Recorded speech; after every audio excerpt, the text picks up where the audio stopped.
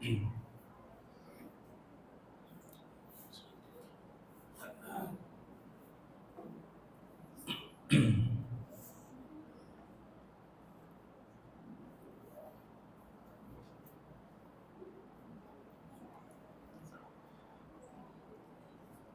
علیکم ورحمۃ اللہ وبرکاتہ۔ الحمد للہ رب العالمین والعاقبۃ للمتقین والصلاة والسلام علی رسولہ الامین وعلی آلہ وصحبہ اجمعین ومن تبعہ بإحسان الی یوم الدین، اما بعد فاعوذ باللہ من الشیطان الرجیم۔ سبحان الذی اسری بعبدہ لیلا من المسجد الحرام الی المسجد الاقصی الذي باركنا حوله لنريه من آياتنا إنه هو السميع البصير۔ قابل احترام حضرات و خواتین، اللہ تعالیٰ کا بے پناہ شکر و احسان ہے، اس نے ہم سب کو نماز عشاء کے بعد مسجد خدا عمر آباد میں جمع کیا تاکہ رسول اللہ صلی اللہ علیہ وسلم کی مبارک زندگی ہم معلوم کریں اور آپ کی زندگی سے حاصل ہونے والے اسباق اور نصیحتوں کے مطابق ہم اپنی زندگی ڈھالیں۔ جیسا کہ آپ جانتے ہیں، رسول اللہ صلی اللہ علیہ وسلم کی زندگی کا ایک اہم واقعہ گزشتہ چند ہفتوں سے ہم معلوم کرتے آ رہے ہیں کہ اسراء اور معراج کا واقعہ آپ کی زندگی میں پیش آیا۔ ایک ہی رات مکہ سے بیت المقدس اور بیت المقدس سے ساتوں آسمان اور پھر ساتوں آسمان کے بعد جنت و جہنم کے بعض مناظر آپ کو دکھائے گئے۔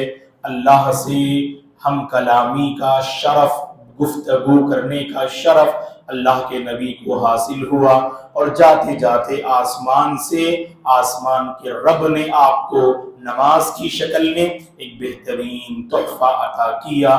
اس تحفے کے ساتھ آپ آسمان سے لوٹے اور پھر دوبارہ مکہ مکرمہ آپ کو پہنچا دیا گیا۔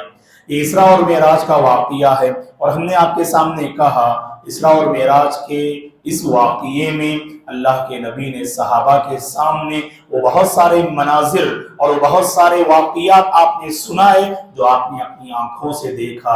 اس سلسلے میں دو اہم واقعات جن کی طرف ہم نے اس سے پہلے اشارہ کیا، ایک ترمذی اور مسند احمد کی حدیث ہے، غور سے سنیے گا۔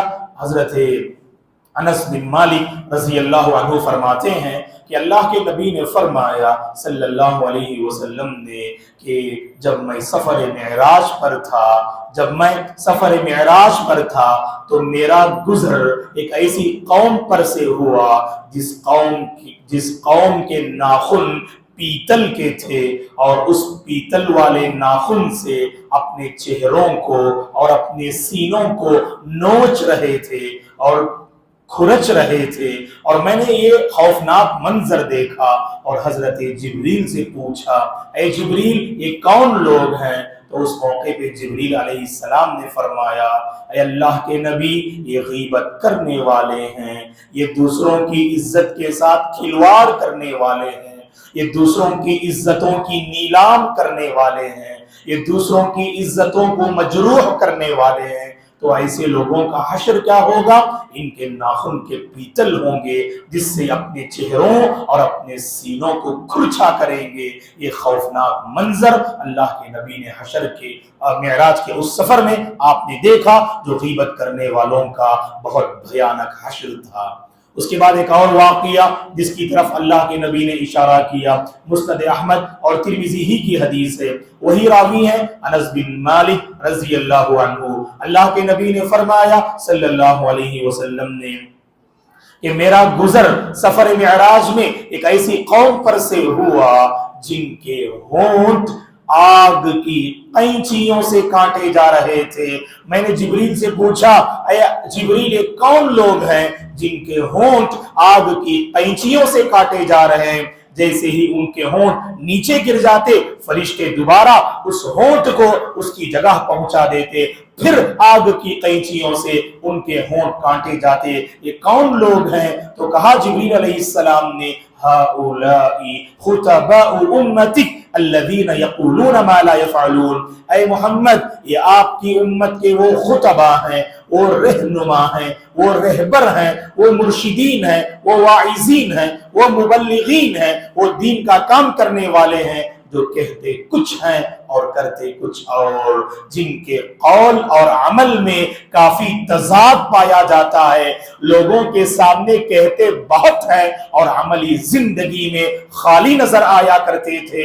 ایسے لوگوں کے ساتھ ایسا برا حشر ہوگا کہ جن کے ہونٹوں کو آگ کی قینچیوں سے کاٹا جائے گا. اس منظر کو اللہ کے نبی نے اپنی آنکھوں سے دیکھا. یہ بھی بالکل صحیح واقعہ ہے. ایک اور واقعہ جسے اللہ کے نبی نے اس سفر معراج میں دیکھا، جس واقعے کے صحیح اور ضعیف ہونے میں علماء نے اختلاف کیا. بعض علماء نے اس حدیث کو ضعیف قرار دیا تو دیگر علماء نے اس حدیث کو صحیح قرار دیا. وہ واقعہ کیا ہے؟ حضرت ابو ہریرہ عبد الرحمن ابن صخر الدوسی رضی اللہ عنہ فرماتے ہیں، اللہ کے نبی نے فرمایا صلی اللہ علیہ وسلم نے، جب جبریل علیہ السلام مجھے آسمان پہ لے گئے اور 7ویں آسمان پہ جب ہم پہنچے، جب 7ویں آسمان پہ ہم پہنچے تو اس سے اوپر ہمیں لے جایا گیا. 7ویں آسمان کے اوپر جب ہمیں لے جایا گیا، وہاں ہم نے بادل کے گرجنے کی آواز سنی، بجلی کے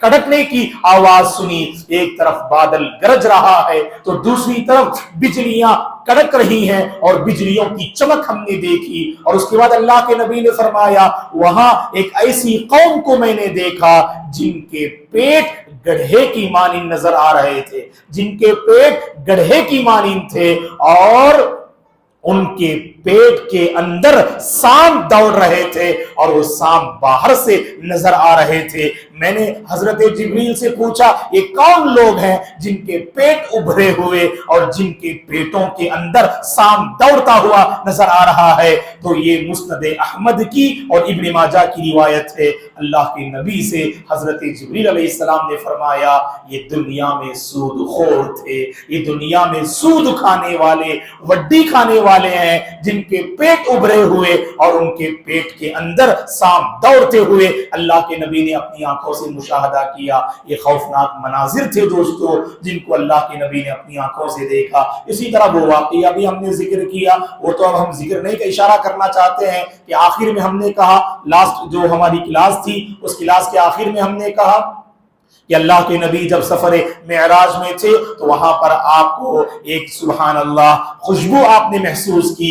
پوچھا جبریل سے یہ کیسی خوشبو ہے؟ تو جبریل علیہ السلام نے فرمایا یہ فرعون کی بیٹی کو کنگھی کرنے والی جو خادمہ تھی، جو مشاطہ تھی، اس عورت کی یہ خوشبو ہے اور اس کے گھر والوں کی یہ خوشبو ہے. جبکہ فرعون کو جب پتا چلا کہ فرعون کی بیٹی کی خدمت کرنے والی ایک اللہ پر ایمان لائی، موسیٰ کے رب پر ایمان لائی، اس کو اس نے ستایا، مارا، پیٹا تاکہ وہ کلمہ توحید سے باز آ جائے. قائم رہی، ڈٹ کر وہ قائم رہی. اس کے بعد فرعون نے حکم دیا کہ ایک بڑے پیتل کے دیغ میں تیل کو کھولایا جائے. اس گرم اور کھولتے ہوئے تیل میں اس عورت اور اس کے ساتھ جو ایمان والے تھے ایک کے بعد دیگر اس نے اس گرم کھولتے ہوئے تیل میں ڈال دیا. تو گویا کہ توحید اور ایمان کی خاطر اس فرعون کی بیٹی کی خدمت کرنے والی مشاطہ نے اپنی جان دے دیا. وہ سامنے کھولتا ہوا تیل نظر آ رہا ہے اور اپنے بیٹے کے ساتھ جو بالکل شیرخوار بچہ تھا، جو دودھ پیتا بچہ تھا، اس کے ساتھ وہ ٹہری ہوئی تھی اور پسو پیش ہو رہی تھی کہ بچہ ہے، کہیں بچہ جو ہے جل نہ جائے. تو بچے نے آواز دی اپنی امی کو، امی جان آپ کو گھبرانے کی ضرورت نہیں، آپ حق پر ہیں، آپ اس تیل میں کود پڑیے گا. تو اپنے بچے کے ساتھ وہ عورت جو اللہ پر ایمان لانے والی بندی تھی اس گرم کھولتے ہوئے تیل میں کود پڑتی ہیں اور اپنی جان کو دیتی ہیں. تو اللہ تعالیٰ نے اس عورت اور اس کے گھر والوں کے حق میں جنت کا فیصلہ فرمایا اور ان گھر والوں کی خوشبو کو اللہ کے نبی نے جنت میں محسوس کیا. یہ کچھ واقعات تھے دوستو. اب آئیے گا اللہ کے نبی نے اس سفر معراج میں انبیاء کو بھی دیکھا اور انبیاء سے آپ نے ملاقات کی اور انبیاء سے آپ نے گفتگو کی. دیکھیے گا ابن مسعود رضی اللہ عنہ فرماتے ہیں، مسند احمد کی حدیث ہے، اللہ کے نبی فرماتے ہیں صلی اللہ علیہ وسلم، جب ہم آسمان پہ پہنچے تو آسمان میں ایک محفل میں نے دیکھا، انبیاء کی ایک مجلس میں نے دیکھا. اس مجلس میں کون کون تھے؟ اللہ کے نبی نے فرمایا اس مجلس میں حضرت ابراہیم علیہ السلام، حضرت موسیٰ علیہ السلام اور حضرت عیسیٰ علیہ السلام اور دیگر کچھ پیغمبر تھے. مسند احمد کی صحیح حدیث ہے. اللہ کے نبی نے فرمایا میں نے ان انبیاء کو دیکھا اور وہ آپس میں بحث کر رہے ہیں، ایک اہم معاملے پر آپس میں گفتگو کر رہے ہیں اور آپس میں جو ہے بحث کر رہے ہیں. وہ کیا مسئلہ تھا؟ قیامت کب واقع ہوگی. یہ ٹاپک تھا، قیامت کب واقع ہوگی، اس پر آپس میں گفتگو کر رہے ہیں. ابراہیم علیہ السلام نے کہا، جب یہ ٹاپک ان کے حوالے کیا گیا کہ بتائیے گا قیامت کب آئے گی، ابراہیم علیہ السلام نے کہا مجھے اس سلسلے میں کوئی علم نہیں ہے. اس کے بعد موسیٰ علیہ السلام سے پوچھا گیا آپ بتائیے قیامت کب آئے گی، انہوں نے کہا اللہ ہی بہتر جانتے ہیں، مجھے اس سلسلے میں کوئی علم نہیں دیا گیا. پھر عیسیٰ علیہ السلام سے پوچھا گیا کہ بتائیے قیامت کب آئے گی، عیسیٰ علیہ السلام نے کہا اللہ ہی اس کا علم جانتے ہیں، ہاں بس میں اتنا جانتا ہوں، ہاں بس میں اتنا جانتا ہوں قیامت اس وقت تک قائم نہیں ہوگی جب تک کہ دجال ظاہر نہ ہوگا. جب تک دجال ظاہر نہ ہوگا اس وقت تک قیامت قائم نہ ہوگی. اسی کو اللہ کے نبی نے فرمایا اے لوگو، میں اور مجھ سے پہلے جتنے پیغمبر گزرے ہیں ہر پیغمبر نے اپنی امت کو فتنہ دجال سے آگاہ کیا.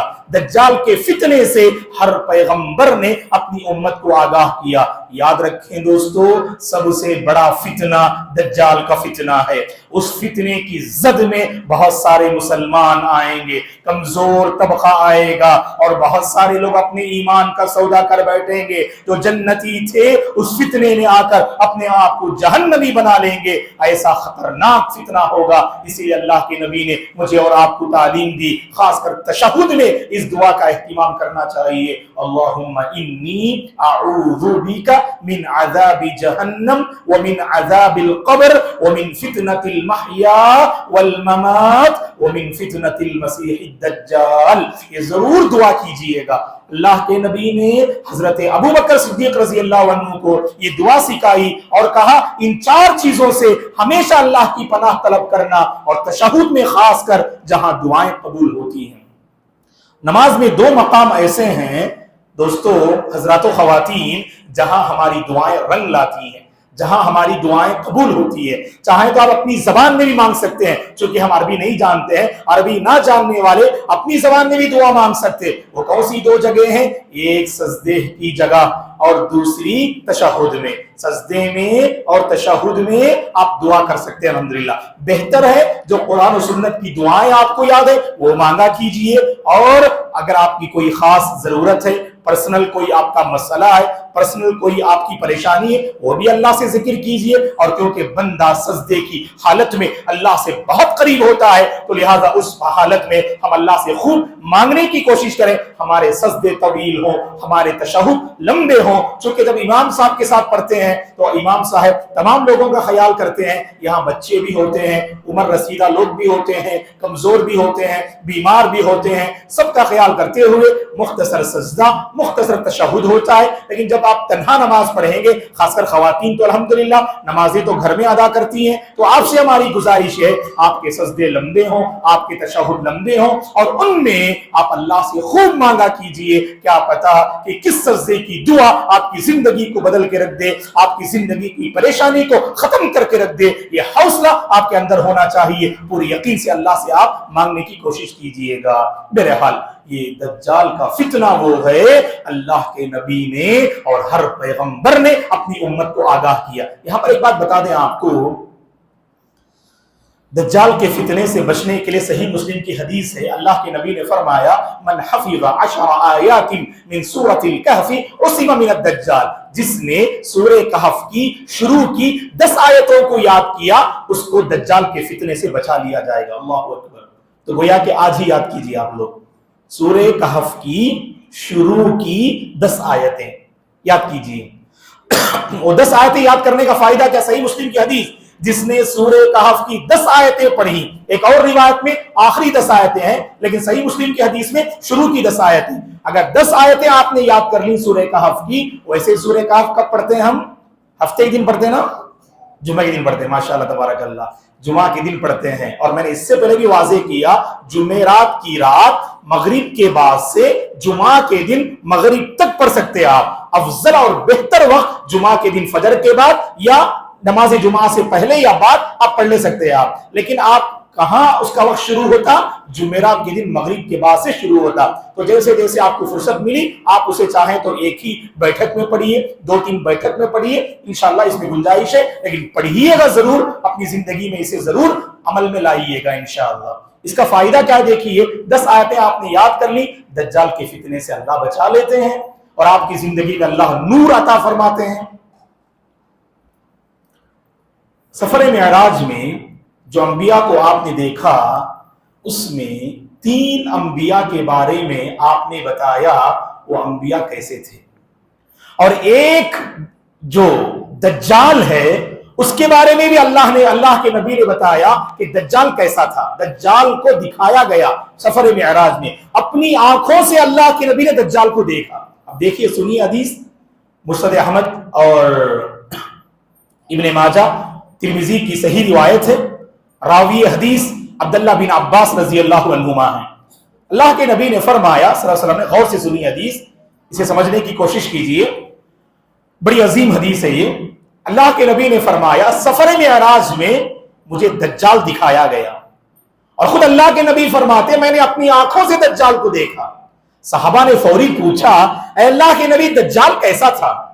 اللہ کے نبی نے دجال کے بارے میں فرمایا دجال عظیم الجثہ تھا، بہت بھاری جسم والا تھا. اور آگے اللہ کے نبی نے فرمایا کہ بھاری جسم والا تھا اور اس کا رنگ چاندنی کی طرح تھا. چاندنی کی طرح اس کے جسم کا رنگ سفید تھا. اور آگے اللہ کے نبی نے فرمایا اس کی ایک آنکھ صحیح تھی اور دوسری آنکھ کانی تھی. ایک آنکھ جو صحیح تھی وہ روشن ستارے کی مانند چمک رہی تھی. آپ لوگ کیچ کر رہے ہیں نا؟ اس سے تھوڑا آہستہ بول رہا ہوں، ورنہ کیا موڑنا اتنی تیزی سے بولتے کہ جو ہے ہم نہ کیچ کرنے سے نہیں ہوتا بولیں گے آپ لوگ. اس لیے یہ باتیں غور سے سنیے. کیا ہے؟ بہت بھاری جسم والا تھا، اس کے بعد چاندنی کی طرح اس کا رنگ، اور تیسری بات اس کی ایک آنکھ صحیح تھی اور وہ روشن ستارے کی طرح چمک رہی تھی. اور چوتھی بات اس کی آنکھوں کی جو پلکیں ہیں نا وہ درخت کی ٹہنیوں کی مانند تھی. اس کی آنکھوں کی جو پلکیں ہیں وہ درخت کی ٹہنیوں کی مانند تھی. اور دوسری حدیث میں اللہ کے نبی نے فرمایا اس کی پیشانی میں کاف فا را یا کاف الف فا را کافر یا کفر لکھا ہوا ہے. اس کی پیشانی میں جو ہے کافارا، صحیح بخاری مسلم کی حدیث ہے، کافارا لکھا ہوا ہے. اس کے ایک ہاتھ میں جنت ہوگی اور دوسرے ہاتھ میں جہنم ہوگی. جس کو وہ جنت بتائے گا حقیقت میں وہ جہنم، اور جس کو وہ جہنم بتائے گا حقیقت میں وہ جنت. یہ سب سے یہ حدیثیں ثابت ہیں. تو دجال کے بارے میں یہ کچھ باتیں ہیں. سمجھ میں آئی باتیں آپ کو؟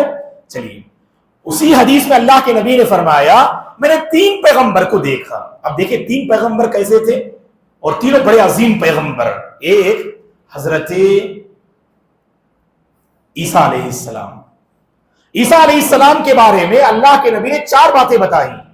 جب میں نے حضرت عیسیٰ کو دیکھا تو حضرت عیسیٰ علیہ السلام سفید رنگ والے، تیز نظر والے، گھنگرو بال والے اور ہلکے پیٹ والے تھے. 4 باتیں کہا کہ سفید رنگ والے، تیز نظر والے، گھنگرو بال والے اور ہلکے پیٹ والے تھے. ہلکے پیٹ والے تھے. یہ 4 باتیں حضرت عیسیٰ علیہ السلام کے متعلق آپ نے بیان فرمائی. اور حضرت موسیٰ علیہ السلام کے بارے میں 3 باتیں بتائیں. حضرت موسیٰ علیہ السلام ساولے تھے، گندمی رنگ کے تھے. گندمی مطلب گھیوں کا رنگ. گھیوں کے رنگ والے کو ساولے بولتے، نہ گورے نہ کالے. کالے اور گورے کے درمیان میں جو ہوتے ان کو ہم ہماری زبان میں کیا بولتے؟ ساولے بولتے. تو ساولے رنگ والے تھے موسیٰ علیہ السلام. اور دوسری بات حضرت موسیٰ علیہ السلام کے بال گھنے تھے, گھنے بال والے, زیادہ بال والے تھے. اور تیسری بات حضرت موسیٰ علیہ السلام مضبوط جسم والے تھے. اس لیے واقعہ جانتے نا آپ, جب حضرت شیخ مدین کی 2 بیٹیاں وہاں پانی لینے کے لیے کھڑی ہوئی تھیں, اس میں سے واقعہ نقل کرتے, وہاں کنویں کا ایک ڈھکن تھا جسے بند کرنا کچھ معاملہ تھا, آسانی سے آپ نے اٹھا کے اسے رکھ دیا اسے, جبکہ سارے لوگ پریشان ہیں, چند لوگ طاقتور مل کر ہی اسے اٹھا سکتے ہیں. وہ واقعہ بھی آپ کو یاد ہوگا جب یعنی قبطی جو فرعون کا آدمی تھا, جب وہ یہاں پر بنی اسرائیل کے ایک شخص سے لڑ رہا تھا تو ایک گھونسا مارا تو اس کی موت ہو گئی. تو مطلب بڑے بھاری جسم والے تھے, مضبوط جسم والے تھے. تو 3 باتیں بتائی, کیا کیا؟ ساولے تھے, زیادہ بال والے تھے, اور مضبوط جسم والے تھے. اب سنیے گا تیسرے پیغمبر, سبحان اللہ, قربان جائیے ان 2 پیغمبروں پر جن کو ہم خلیلان کہتے ہیں, حضرت ابراہیم علیہ السلام اور اللہ کے نبی صلی اللہ علیہ وسلم. کیا فرمایا جانتے اللہ کے نبی؟ میں نے حضرت ابراہیم کو دیکھا اور جس کسی بات پر ان کی نظر پڑتی اس بات پہ میری پرچھائی نظر آتی. بہو ابراہیم علیہ السلام اللہ کے نبی صلی اللہ علیہ وسلم کی شکل و صورت والے تھے, یعنی میں ابراہیم کی مانند تھا علیہ السلام. اور دونوں بڑے جلیل القدر پیغمبر, اور پورے انبیاء کی فہرست میں ان کو الخلیلان کہا جاتا ہے. اللہ کے دونوں جگری دوست تھے, ایک ابو الانبیاء ابراہیم خلیل اللہ علیہ السلام, اور دوسرے خاتم النبیین امام الانبیاء رحمت للعالمین محمد عربی صلی اللہ علیہ وسلم. بڑے خوبصورت تھے دوستو ہمارے نبی بھی. حضرت حسان بن ثابت کا ایک شعر میں آپ کے حوالے کرتا ہوں, یہ شعر پہ آپ غور کیجئے گا, ہمارے نبی کیسے تھے آپ کو معلوم ہو جائے گا. حسان بن ثابت رضی اللہ عنہ اسلامی شاعر ہیں, اسلامی شاعر ہیں, اللہ کے نبی کے سبحان اللہ بڑے قریب تھے آپ حسان بن ثابت. اور اسلام اور مسلمانوں کے خلاف جب بھی سازشیں کی گئیں اپنے اشعار کے ذریعے انہوں نے اس کا ڈیفنس کیا, اس کا دفاع کیا حسان بن ثابت نے. اللہ کے نبی کے سلسلے میں آپ نے کیا پیاری بات فرمائی, وَأَحْسَنُ مِنْكَ لَمْ تَرَ قَطُّ عَيْنِي وَأَجْمَلُ مِنْكَ لَمْ تَلِدِ النِّسَاءُ خُلِقْتَ مُبَرَّأً مِنْ كُلِّ عَيْبٍ كَأَنَّكَ قَدْ خُلِقْتَ كَمَا تَشَاءُ.